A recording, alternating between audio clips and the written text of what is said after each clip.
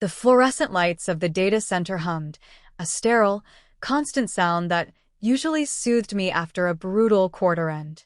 Tonight, it felt like the buzz of a trapped fly, frantic against glass. My finger hovered over the refresh button on the bank portal, the corporate network churning slowly, deliberately. It was 2 a.m. The email had landed 3 hours ago. Bonus dispersed. $3,000,000,000 USD. 3 years of bleeding hours, sacrificing weekends, missing birthdays, pushing deals through hostile boards, navigating cutthroat politics, all condensed into that single, impossible number. $3 million. It wasn't just money. It was the down payment on the future we'd planned, the buffer against the uncertainty we'd always feared, the solid ground beneath my feet after years of climbing sheer financial cliffs. I pressed refresh. The screen flickered. Balance, $41,237. The hum of the servers died in my ears, replaced by a high-pitched whine that originated somewhere deep inside my own skull. I stared at the number, cold and impossibly small. $412.37. The money was gone. All of it. My $3 million bonus. Gone. Let me know where you're watching from and what time it is. And if you haven't already, please subscribe. It helps me more than you know. My life, before that sterile screen showed me the impossible, was a carefully constructed edifice.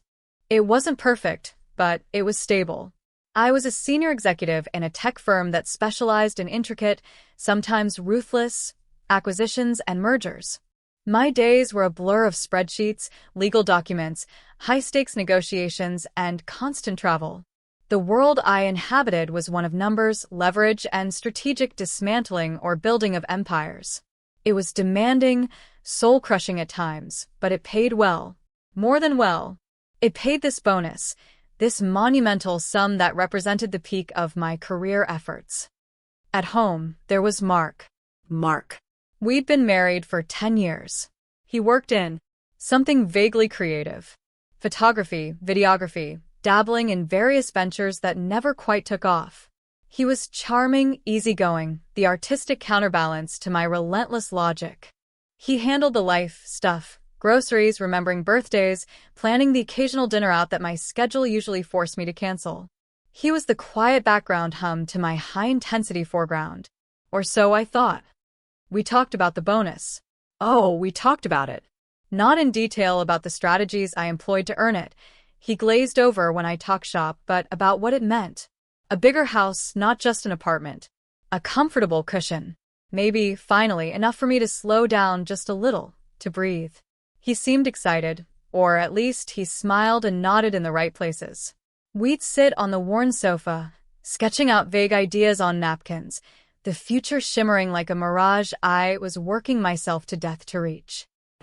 My normal life was exhaustion tempered by ambition, a relentless drive fueled by the promise of security and the shared future I believed I was building with Mark. It wasn't a fairy tale, but it was mine. It was real. Until $41,237 made it very, very fake. Panic is a cold wave. It starts in the gut and spreads, freezing the extremities, making the mind race and yet feel numb simultaneously. My first thought after the shock was malfunction. A glitch. This couldn't be real. I refreshed again. $41,237. The date of the last large transaction? 2 days ago. A single, massive outgoing wire transfer. 2. An account I didn't recognize. No name, just a string of numbers, and a bank in a different state. My heart hammered against my ribs like a trapped bird. This wasn't a glitch. This was intentional. But who? Why? Was I hacked? My corporate accounts were impregnable, my personal accounts linked to multi-factor authentication. Who could possibly move that much money without my authorization? My mind, trained to look for patterns, for leverage points, for the hidden mechanisms of control, started to whir, despite the panic. A wire transfer required specific details. Account numbers, routing numbers, and, crucially, authorization. My authorization. Or someone who could pretend to be me. Mark. His face swam into my vision. Mark had access to everything. He handled the household bills. He knew my login details, my habits. He was. My husband. The thought was so alien, so horrific it felt like a physical blow. No. Not Mark. It couldn't be Mark. I needed to be calm. I needed data. I started pulling up bank statements, transaction logs, anything I could find. The wire transfer was logged. The recipient was listed with only account details. No name. But there was a memo line. Usually it was empty or just transfer. This one read, Initial capital, Serenity Spa and Salon. Serenity Spa et Salon. I'd never heard of it. My fingers trembled as I typed it into a search engine. Local businesses. A website popped up. Sleek design, minimalist aesthetic, promising tranquility and transformation. It was located downtown, in a newly renovated historical building. It looked expensive. Very expensive. A photo gallery loaded. Pictures of sunlit treatment rooms, rows of gleaming hair dryers, a serene reception area. And then, a picture of the staff, smiling. My eyes scanned the faces. And landed on hers. Clara.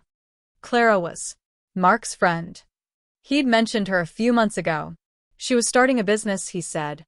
He was helping her with branding, photography for her website. Something creative. I'd met her once, briefly, at a casual group gathering Mark had dragged me to after work. She was lovely. Bright smile, easy laugh. I hadn't given her a second thought. Until now. The pieces slammed together with brutal force. Mark. Clara. Serenity Spa et Salon. $3 million. My $3 million. He took it. My husband took my bonus money. And he gave it to his mistress to open a salon. The sterile data center suddenly felt airless. The hum of the servers was a mocking laugh. I wasn't just hacked. I was betrayed. Dismantled from the inside. The sheer scale of it, the audacity, the cold calculation required. It took my breath away. He hadn't just dipped into a joint account for an emergency.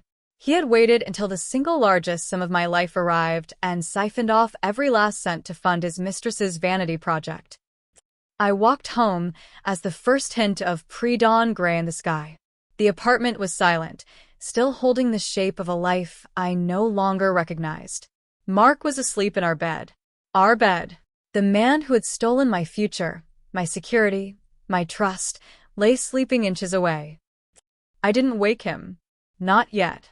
I couldn't.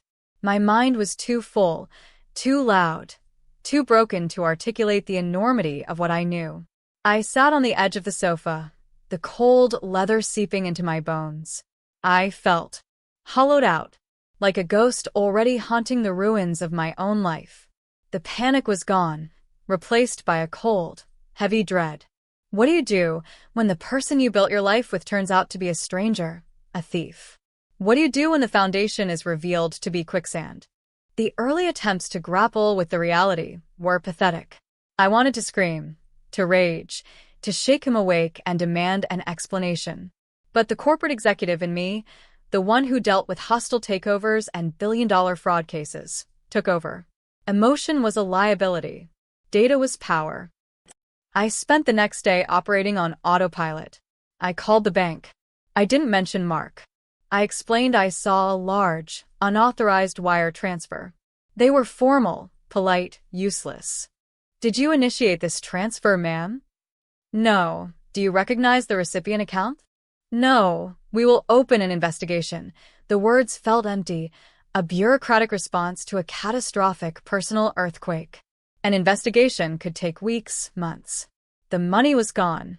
Probably spent already, or tied up in business expenses, lease agreements, inventory.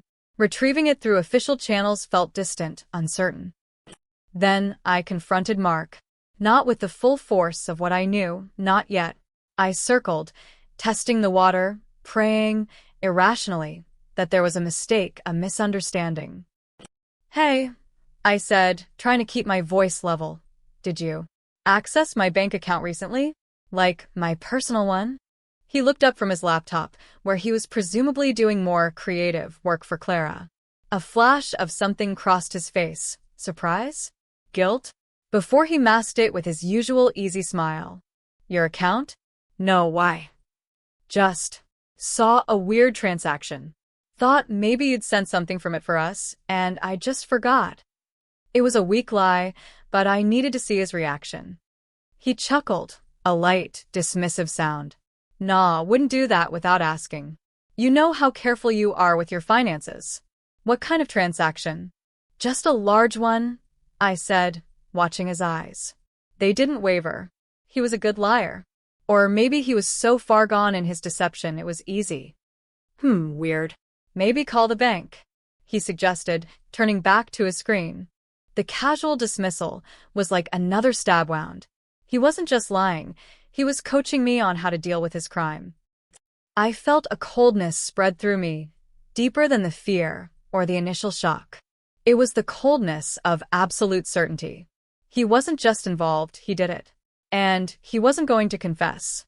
He was going to lie, to gaslight, to watch me flounder while he built a new life on the ruins of mine. I started digging, not just into the money, but into him. I checked his phone records, his emails, things I never would have done before, the violation of privacy feeling necessary now, a smaller sin than the one committed against me. It didn't take long. Mark was not careful. He was arrogant. He'd gotten away with whatever this was with Clara for months, maybe longer, under my nose. He assumed he could get away with anything. Texts confirming meetings, dinners, late nights working. Pictures exchanged. Sentimental nonsense about finally building something real. Something real. Built with my blood money.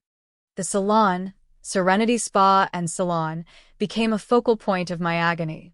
Driving past it felt like a physical assault. Seeing the lights on, imagining Clara inside, perhaps Mark there with her, discussing their future funded by my past and present sacrifice. It was a constant, sickening reminder of the betrayal.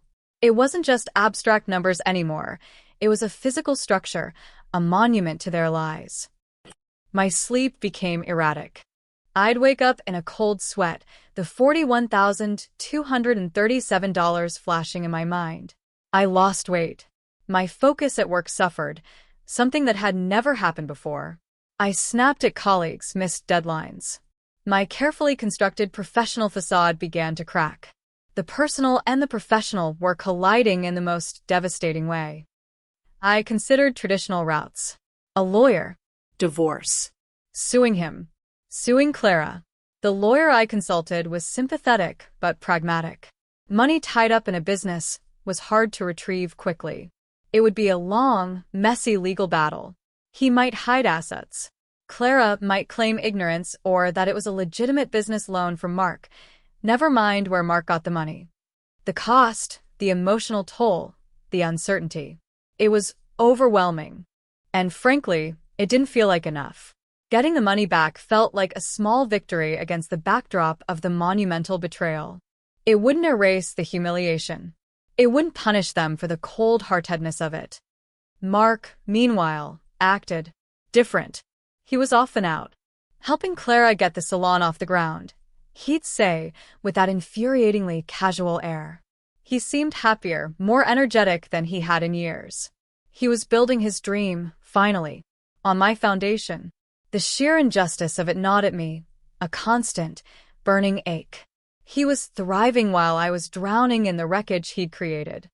He even started making subtle comments about my job, about how much I worked, how maybe it was time to reevaluate things, to prioritize life. The irony was so thick it choked me. He was suggesting I scale back my career, the career he'd just plundered for his new life, using the very wealth I'd generated as justification. It was grotesque. I found myself staring at maps of the downtown area, fixated on the salon's location. Then I started researching the building. Property records. Who owned it? Who leased it?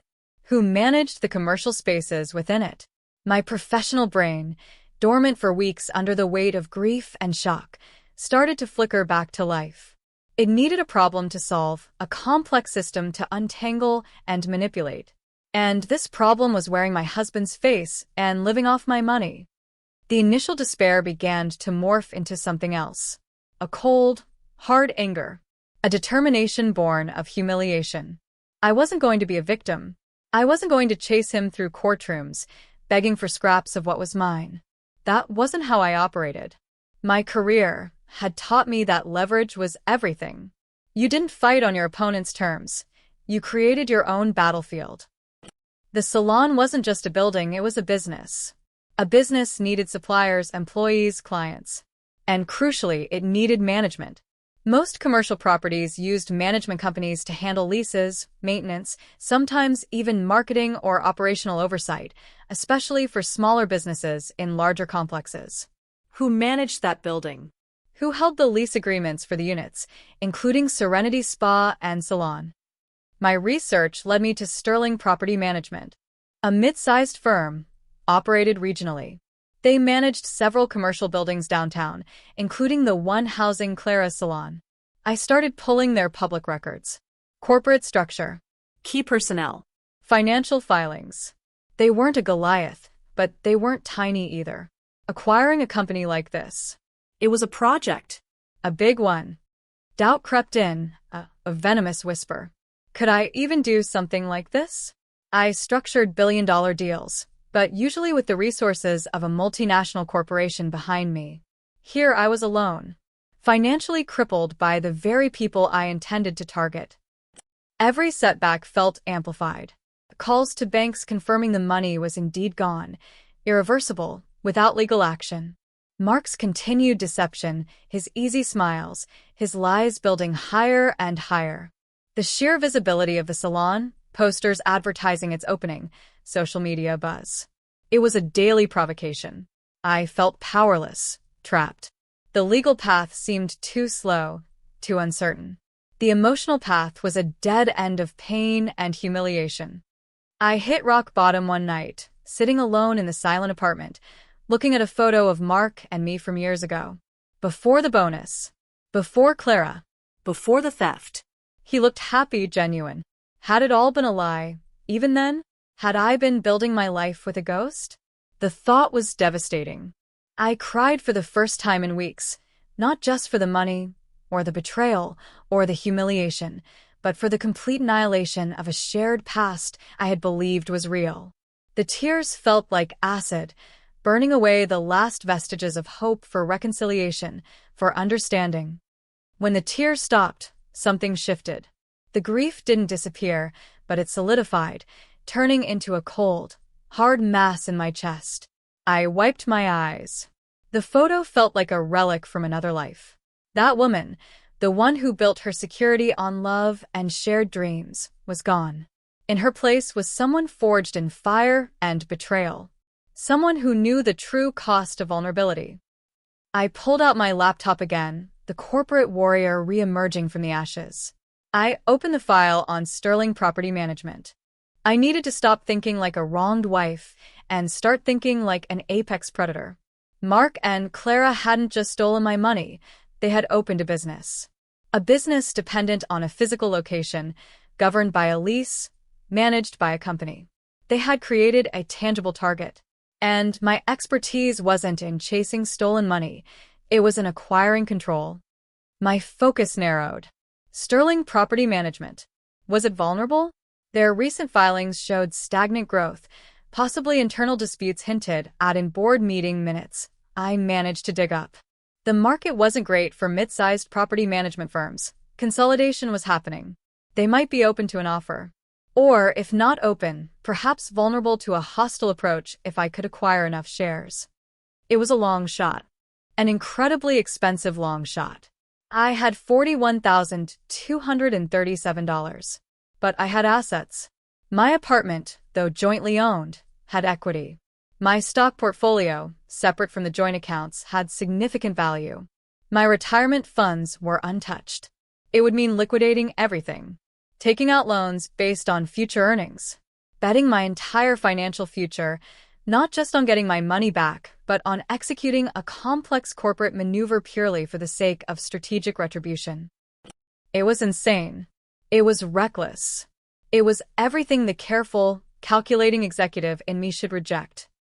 But the woman who had been left with $41,237 after 3 years of sacrificing her life, the woman whose trust had been systematically dismantled, felt a surge of exhilarating, terrifying resolve.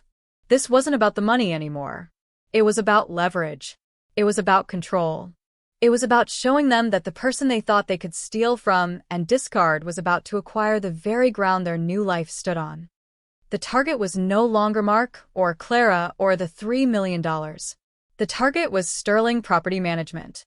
Acquiring it would give me control over the salon's lease. It would give me leverage Mark couldn't possibly anticipate. It would turn their perceived strength, the successful opening of the salon, into their ultimate vulnerability. The decision solidified into cold, hard resolve. I wouldn't just survive this. I would turn their weapon against them. I would acquire the company that managed the ground they walked on. The next few months were the most intense of my life. Work became both a distraction and the proving ground for the skills I needed. I immersed myself in the world of mergers and acquisitions, but this time, the target was personal.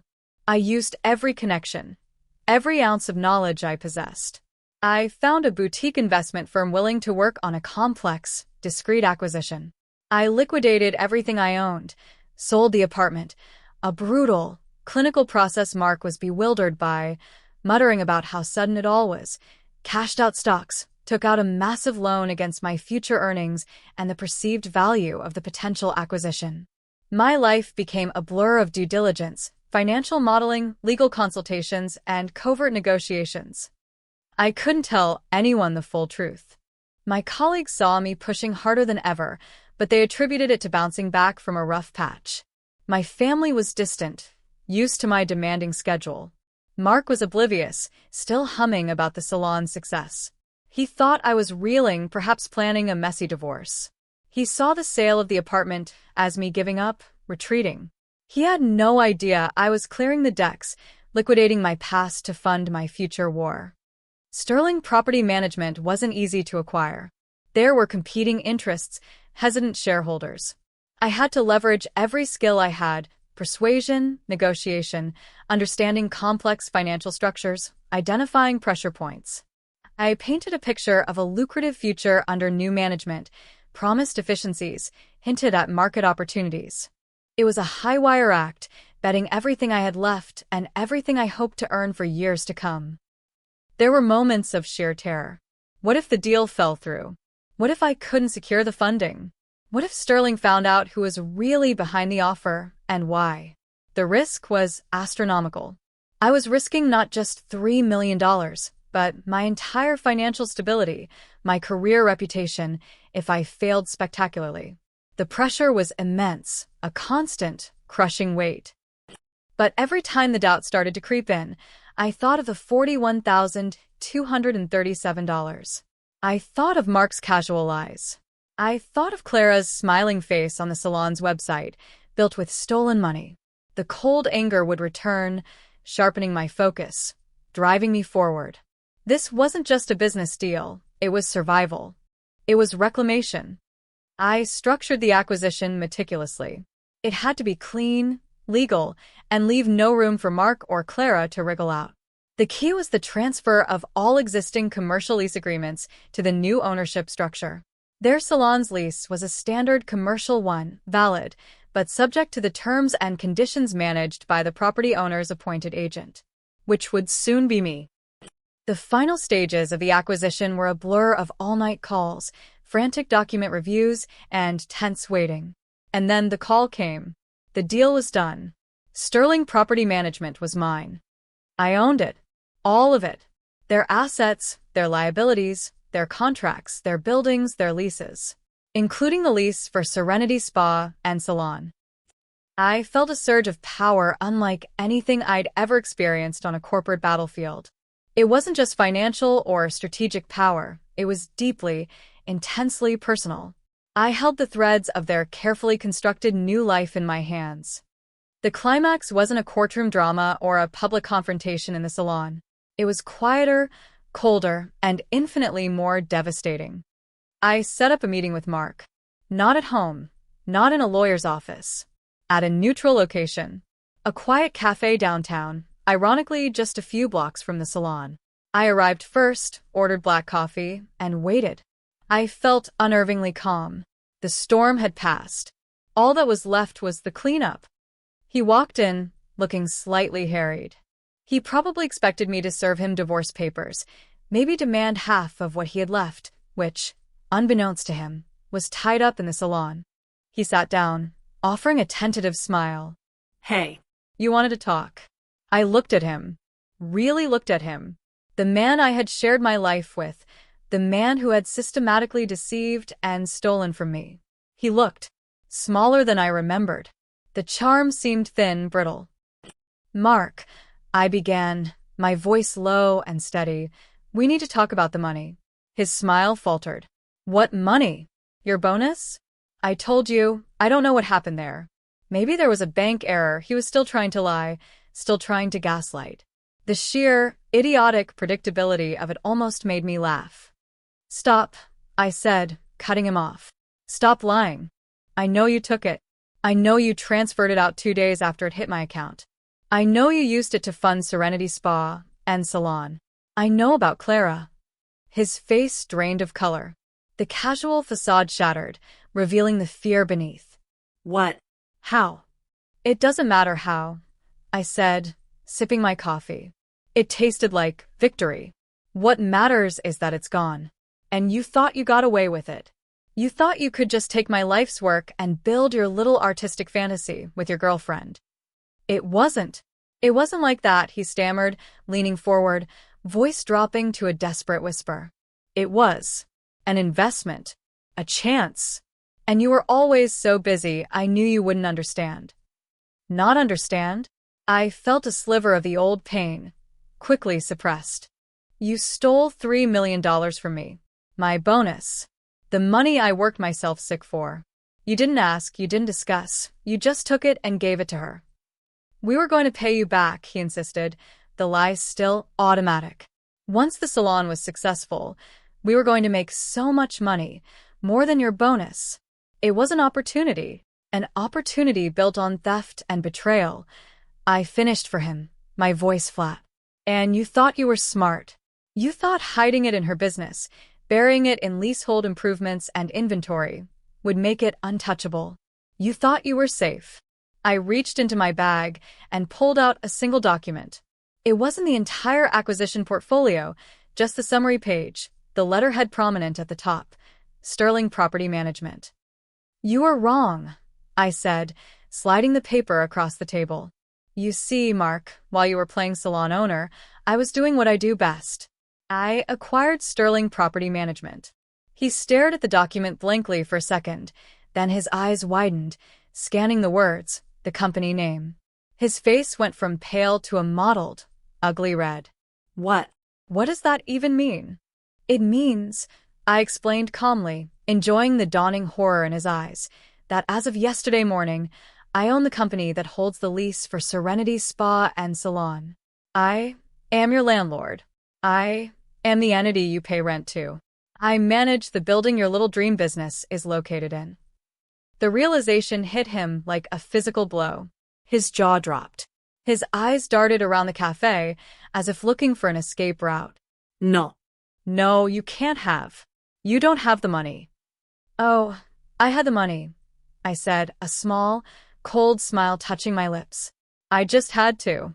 Reorganize my assets. Liquidate some things. Take out some strategic loans. Turns out, acquiring an entire property management firm was a more efficient use of my resources than suing you for breach of trust and theft. Messy, public, uncertain. This is clean. From my perspective, anyway.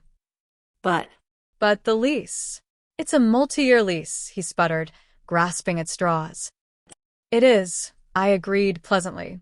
And it's now a contract between Sterling Property Management, which I own, and Serenity Spa and Salon, which is heavily reliant on that location and my money to survive. The terms are standard. And standard terms include clauses for breaches. Non-payment of rent, violating terms of occupancy, or, say, utilizing stolen funds to establish the business in the first place, thereby nullifying the legitimacy of the initial agreement.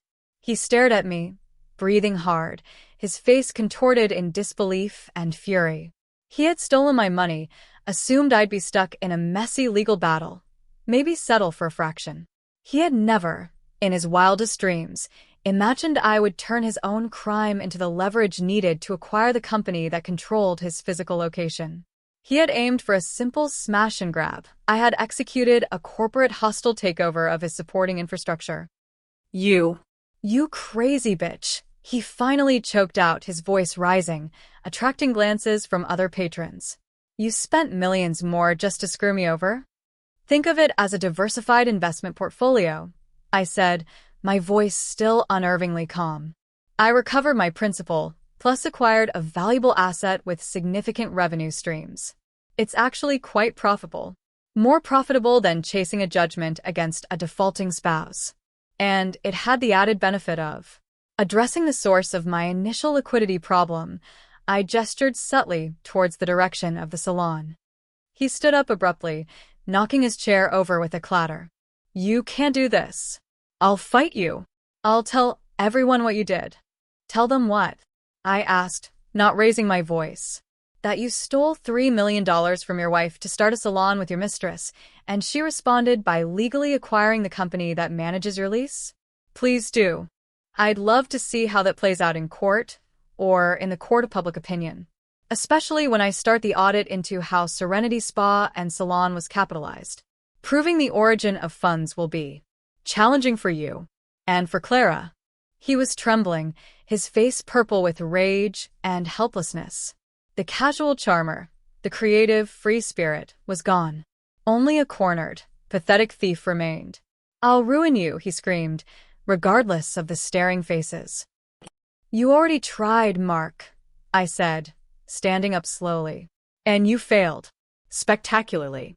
You aimed for my bank account. I took your foundation. There's a difference in scale. Now, if you'll excuse me, I have a property management company to run. And a few lease agreements to review. I picked up my bag and walked away, leaving him standing there amidst the overturned chair and the stares of strangers, his scream echoing in the sudden silence of my own mind. The aftermath wasn't a fireworks display of triumph. It was quiet, cold. The immediate surge of power subsided, leaving behind a complex mix of vindication and emptiness. Yes, I had won. Decisively. I hadn't just recovered my money. I had regained control, turned the tables in a way they could never have predicted. Sterling Property Management was a legitimate, profitable business. My financial situation was not just restored, but strengthened. I had proven to myself and to the world, or at least to the small corner of it that mattered, that I was not someone to be easily broken or stolen from. But the cost was undeniable. My marriage was a smoldering ruin, not through choice, but through forced demolition. The trust one had so freely given had been ground into dust. Mark was gone from my life, replaced by the chilling knowledge of his capacity for deceit. Clara. Well, her salon lease was terminated shortly after, on completely legal, justifiable grounds related to the questionable capitalization and subsequent operational irregularities we discovered during the audit. Serenity Spa and Salon ceased to exist. I never saw her again. Winning felt heavy, like carrying a burden of proof that I should never have had to bear. The $3 million was back, albeit transmuted into real estate assets and management fees. But the years I'd sacrificed, the belief I'd had in a shared future, the simple comfort of thinking I knew the person sleeping beside me, that was irretrievable. I was stronger, yes. Colder, certainly. More powerful, undeniably. I had built an empire from the ashes of my betrayal. But sometimes, late at night, in the silence of my now empty apartment, I would look at the acquisition papers, the elegant letterhead of Sterling Property Management, and feel a profound sense of loss. Was it worth it?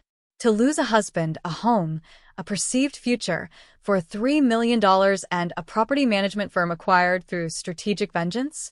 Objectively, yes. Financially, strategically, yes. Emotionally, the answer was far more complicated. I had closure, yes. But it was the closure of a tomb, not a chapter. I had ensured they couldn't profit from their crime, but it didn't erase the fact that the crime had happened. I rebuilt my life, brick by cold, hard brick. My career flourished. My reputation for ruthless effectiveness only grew. I oversaw sterling property management, sometimes driving past the empty storefront where Serenity Spa and Salon used to be. A ghost of a bad dream. I learned that some betrayals cut so deep, they change the fundamental structure of who you are. You can rebuild, you can acquire, you can win. But the architecture of your soul is different. Stronger, perhaps, but also scarred. I was no longer the woman who worked for a bonus to build a shared future. I was the woman who acquired a company to bury a past. It wasn't the future I had planned, but it was a future. And this time, it was entirely, unequivocally mine. If this story hit close to home, I'd love to hear your version. Drop a comment with where you're listening from and what time it is. And if you haven't already, please subscribe. It helps bring more of these stories to life.